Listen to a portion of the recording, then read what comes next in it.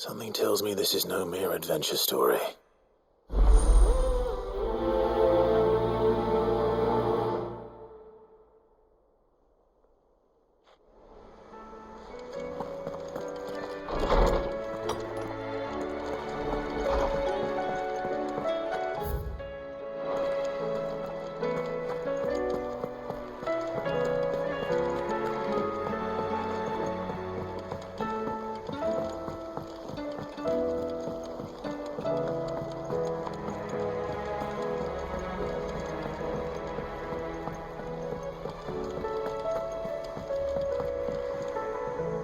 Vivian, I read your note, and I'd be happy to help you find the book you're looking for.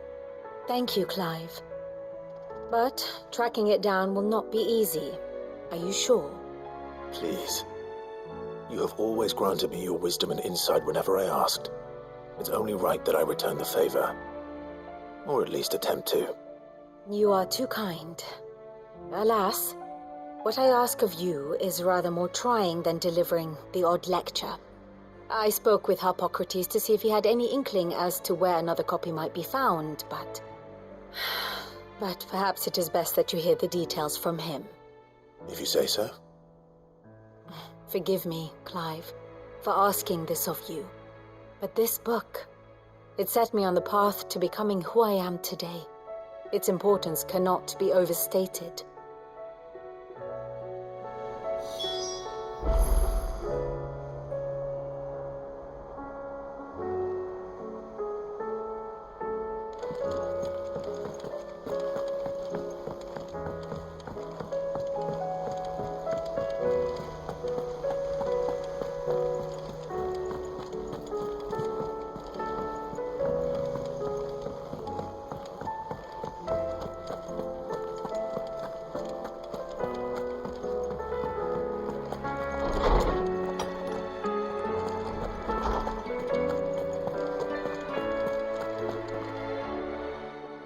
Clive, my boy.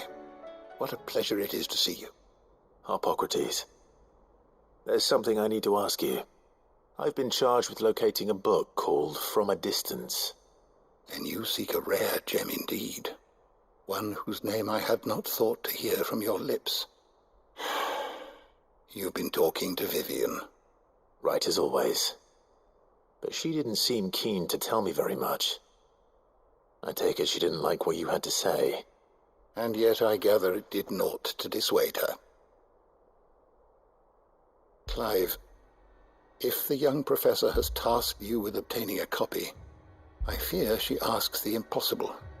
The executors would not allow it. The executors? Coveters of Secrets, a clandestine organization committed to the collection and intenebration of forbidden texts and technologies. One such text being the tome Vivian seeks, chronicling as it does the true history of the enslavement of bearers, a tale which could overturn the established order were it ever to become widely known. Or, so rumor has it. I've never actually read the thing, or even set eyes on it for that matter. How is it that I haven't heard of this organization? Why, secrecy is the executor's watchword. They lurk in the shadows, emerging only to seize that which must be seized, be it books, inventions, or people, before disappearing again, leaving nary a trace. Which would explain why Vivian's copy was snatched from her grasp not long after she found it. By the hand of the executors, yes. But what drives them? Self-interest or ideology? Fine question. Sadly, all that is known of the executors can be recounted in a single breath. You may just as soon ask me of their origins, numbers, or the identities of their leaders. Any answer I give would be pure speculation. Then my hunt was doomed from the first. What was Vivian expecting? That I'd pluck it from thin air?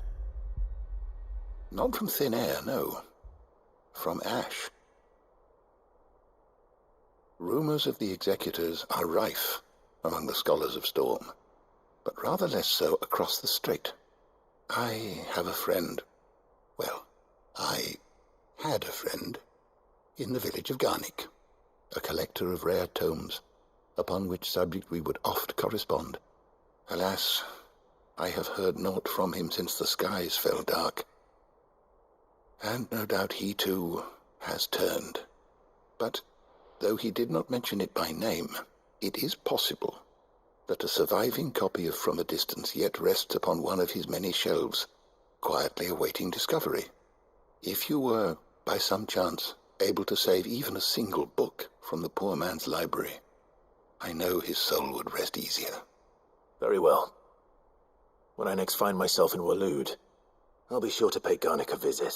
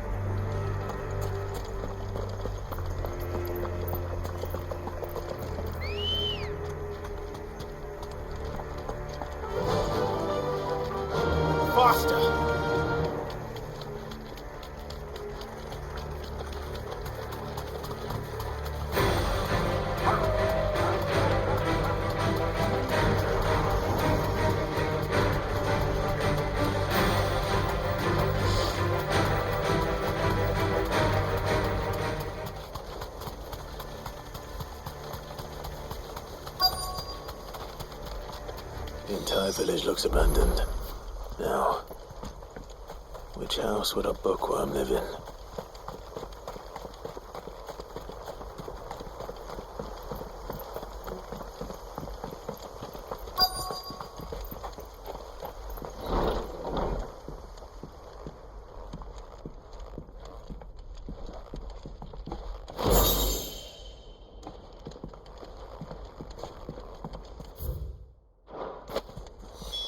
This is it. But if what it says is true, I need to get this back to the hideaway.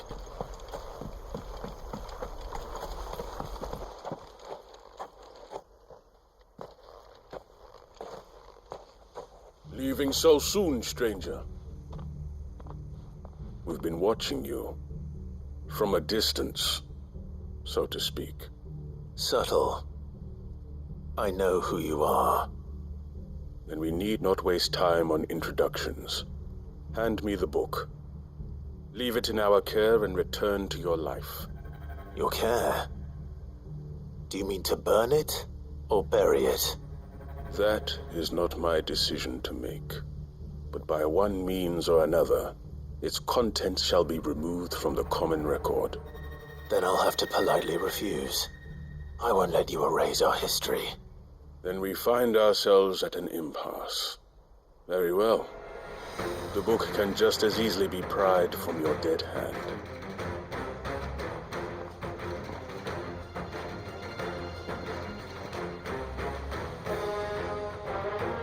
Let's see, shall we?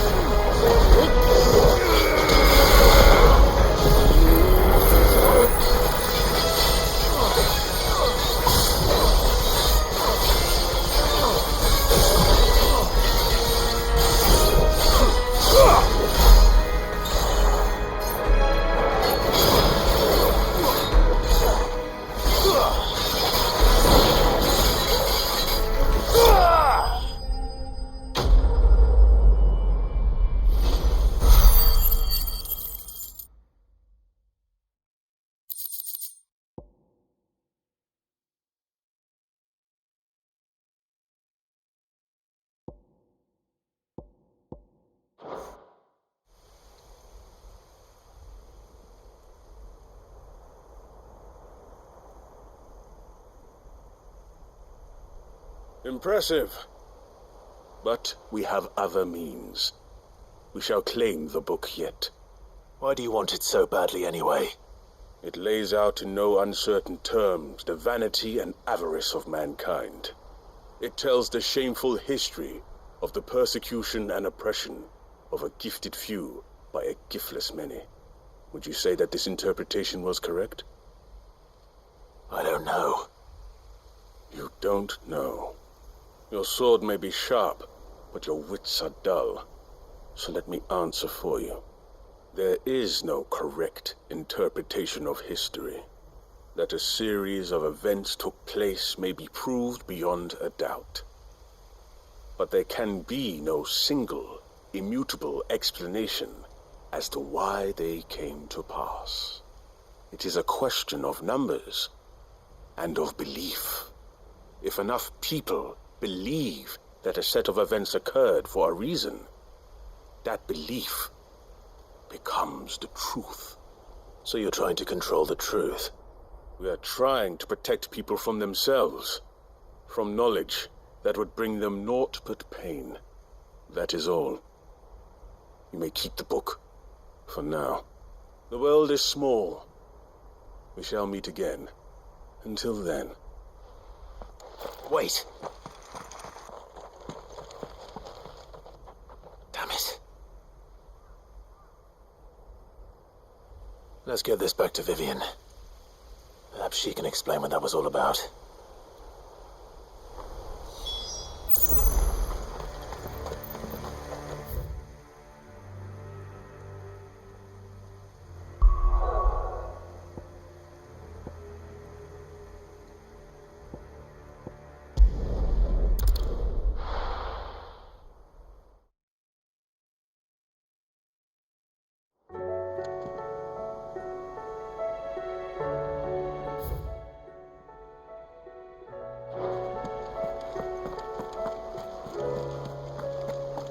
There's something about it.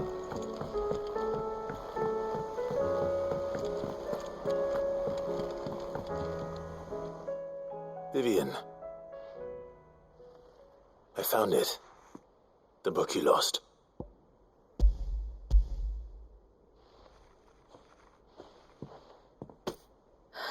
You found it. Thank you, Clive. Even though I asked this of you, I was not entirely sure it would be possible. I feared the executors had seized every copy. I met with one of these executors, and I convinced him to let me keep it. He told me something. That the truth is just a matter of collective belief. And that if enough people believe a lie, that lie becomes the truth. It does. But it also means that the truth is not immutable. That it can be changed. Provided that those who wish to change it can convince enough people that their perspective is the correct one. As the sad history of the bearers proves. You said that the book inspired you to become a scholar. It did. Or its author, rather. She was a heretic, you see. A firebrand and a dissenter. A gallows stood ready for her in every corner of the realm. And by shunning society, or perhaps being shunned by it, she stumbled upon a truth so potent that an entire realm trembled at the prospect of its utterance.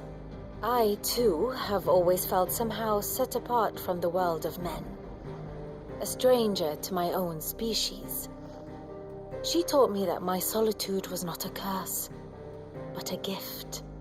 And that, though my journey to the truth might be a lonely one, what I found at my destination would be more than worth the cost. Do you still feel that way? That you're not one of us? Honestly, I'm not entirely sure anymore. Since coming to the hideaway, I find my thinking somewhat clouded. Perhaps the result of studying mankind from a rather closer perspective than I had intended.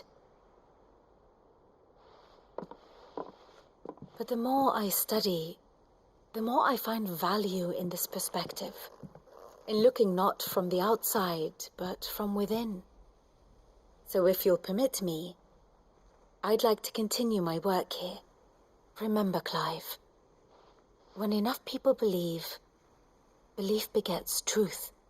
Give the men and women of this benighted world the gift of truth.